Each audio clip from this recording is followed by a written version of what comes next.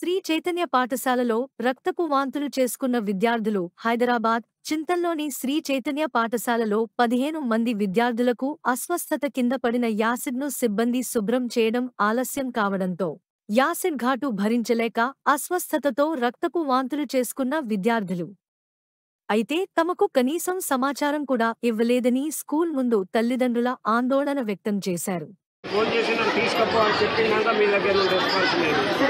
మీరు కరెక్ట్ చెప్పండి, మీరు అబద్ధమా చెప్పండి. మీ పిల్లలు అయితే ఇట్లా చేస్తారా?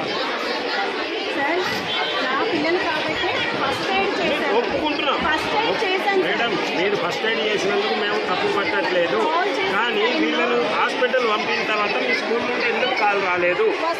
ఎక్కడ వచ్చింది వీళ్ళు? ఇప్పుడు వీళ్ళు హాస్పిటల్ పోయి చెకప్ అయ్యి మళ్ళీ ఇక్కడికి తీసుకో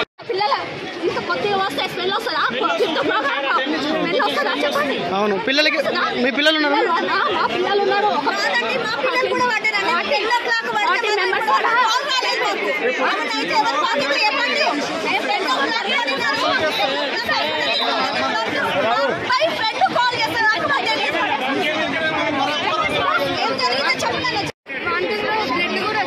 బ్లడ్ వచ్చింది.